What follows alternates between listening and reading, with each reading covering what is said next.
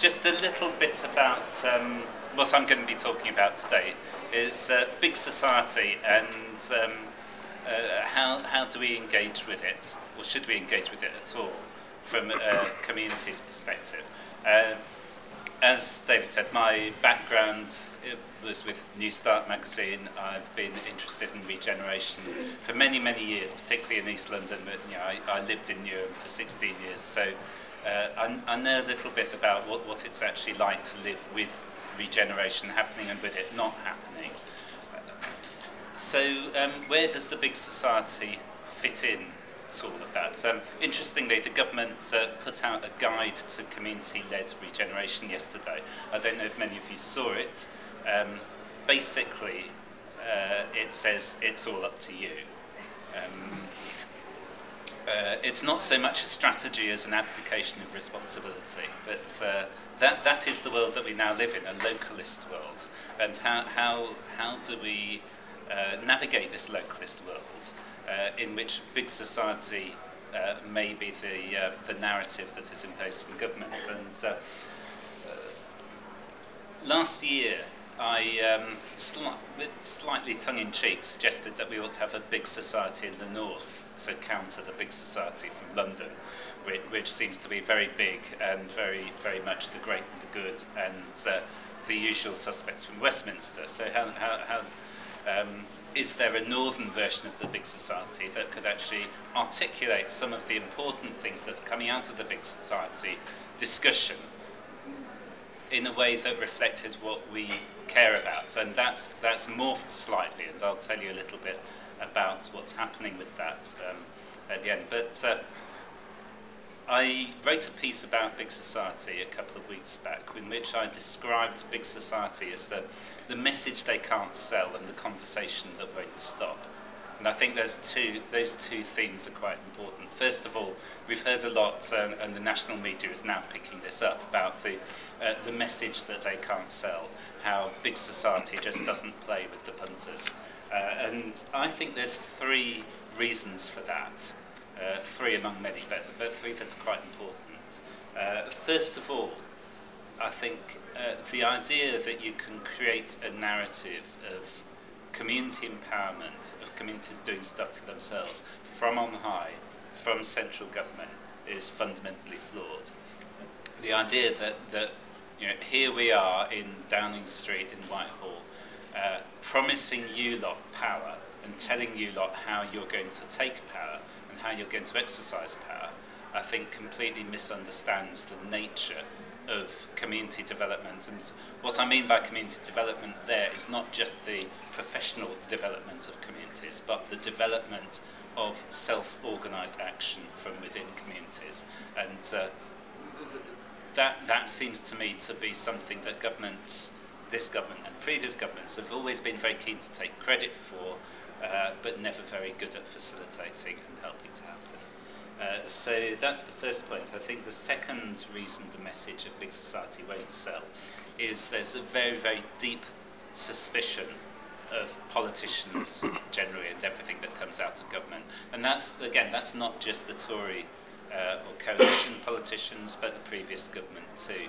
And I was at a debate in Doncaster a couple of weeks back, and there was a really, really strong reaction from the people in the audience there, saying, who do these people think they are? Who do these multimillionaire government ministers and politicians think they are, telling us how we're going to be running society, telling us that we've got to volunteer in order to keep our libraries open, telling us that we have to buy our swimming pools if we want them kept open, telling us that we have to buy our woodlands if we want access to them in the future.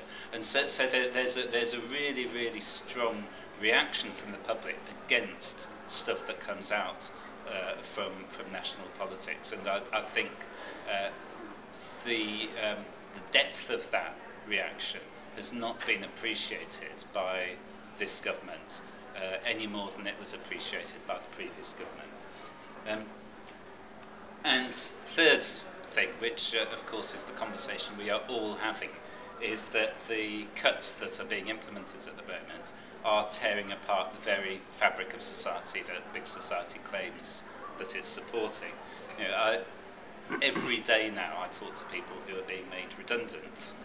Every day I talk to people who don't know whether they've got a job in a few months' time.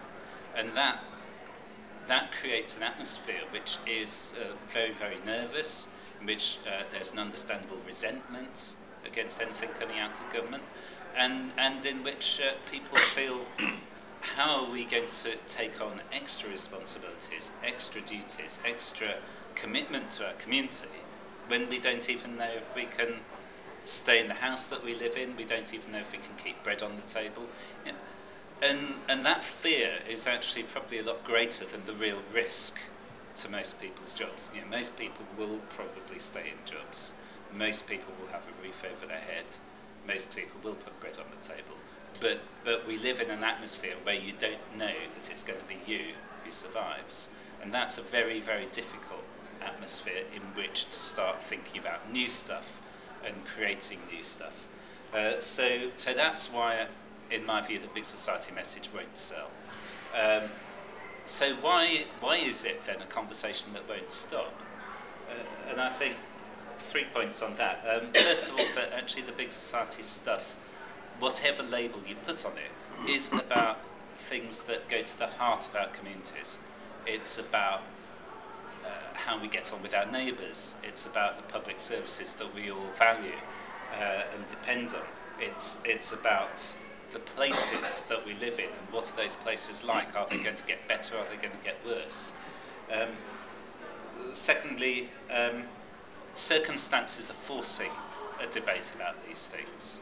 You know, the cuts that I mentioned are forcing us to think of different ways of thinking about place and community, because we can't any longer look to government for these big regeneration programs, kind of big funding programs that previously oiled the wheels and kept things going. So how are we going to keep things going when there aren't these earmarked funds for deprived areas, when there aren't the kind of things like neighbourhood renewal and working neighbourhood funds?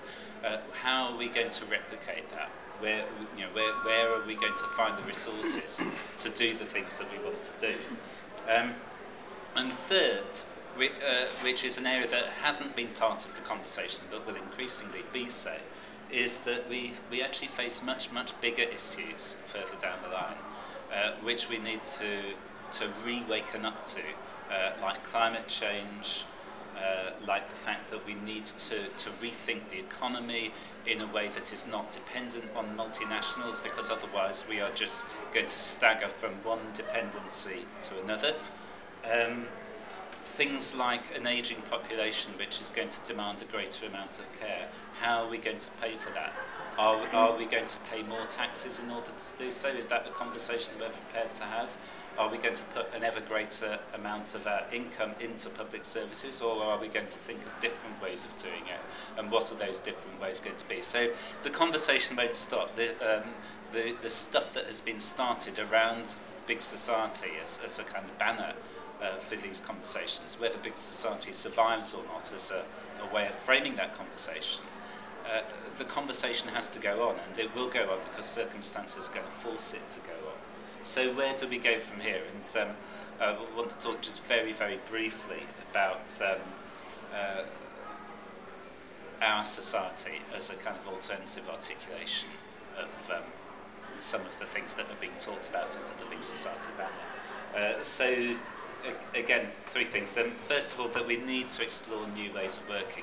You know, we've been talking a lot this morning about networking. It's come out in a lot of the workshops. And we really need to make the most of new ways of networking. Social media, online networks are becoming an increasingly important way of linking up face-to-face and physical networks, and doing it faster and doing it better. And we need to do that in a way that opens up those networks to a wider variety of people, because at the moment the networks are faster and more fluid, but they're still centred on the same people who are always at the centre of networks of power, networks of money, networks of influence. So how can we open those networks up and enable people from a much wider variety of backgrounds and viewpoints to take part in those networks, to infiltrate them, to start to change the conversations within them. Secondly, I think social change needs to come from the margins and from the people who are prepared to take risks. And some of those people will be seen as completely bonkers. Some of them will be seen as people whose ideas are before their time. Some of them will be seen as people who are obsessive. But they are the people who make things happen. Yeah. Social change does not come from the centre and from governments whose basic interest is in keeping things as close to the way they are as possible. Social change has to come from the people who say, here is injustice, I want to fight it. Here is inequality, I want to change it. Here are people who are being left behind and marginalised by the way that power structures work and by the way that financial structures work. And we need to do something about it. So that conversation can't be dominated by a government, because a government that dominates such conversations changes it in order to be safe, in order to prevent the apple cart being upset, inevitably. You can't blame them for that, but you have to think of other ways of changing things. And so Community Links started from the outside. It started with an idea. It started with people who are prepared to do things and won people over and formed relationships and created momentum. And that's what we need to think about doing now. So in terms of our society, what I see is the need to engage with the big society debate. We can't just sit on the outside and throw rocks and say, yeah, it's just a fig leaf for cuts. We're not going to engage with it. You know, because we need to think about how do we do things at a local level. We need to think about how do we create user involvement in public services and in the way that we're governed. How do we create a way of articulating what we want for society? So we need to build networks, and so the big society in the north started as a discussion forum, and that's now turning into a network called Our Society. Website is oursociety.org.uk. Everyone's welcome to join and to be part of that discussion. And the key to that at the moment is we're thinking about this, the small group of us who set it up. What can we do that isn't being done at the moment? The first thing, I think, is to explore different ways of linking up different networks. You know, there are very good networks for the voluntary sector, there are good networks for business, there are good networks in political terms, but they don't link up. They fight each other, or they express their interests, and they become large, cumbersome organisations sometimes. So can we use social media, can we use the internet as a way of linking up those networks and creating dialogue across them? The second thing is, how can we start telling the stories from a range of different perspectives? A big society narrative is saying one thing from a government perspective. Our society, we think, is going to be saying a lot of things from a lot of local perspectives. Sometimes those are going to seem discordant, sometimes they will seem contradictory, but that variety of voices, that diversity of voices is absolutely crucial. And one of the things that I think Our Society is going to do is to try and find ways to encourage people to tell their stories, give them tools and techniques to tell their stories, and link those stories up. And from that, we can start to draw out the themes about what do people really want about the society they live in. What are the things that they're saying about the kind of big society they want, rather than what is government telling us it wants from a big society? Because I think that that way of looking at things has got to change, and that is the real change that I think is happening from the approach of the last government, which was very much about directing things from the centre, to a situation where we have another government that says it believes in localism, finds it very, very difficult to put into practice, wants to intervene in an awful lot of things that you would think might be local decisions, like how often do you get the bins picked up.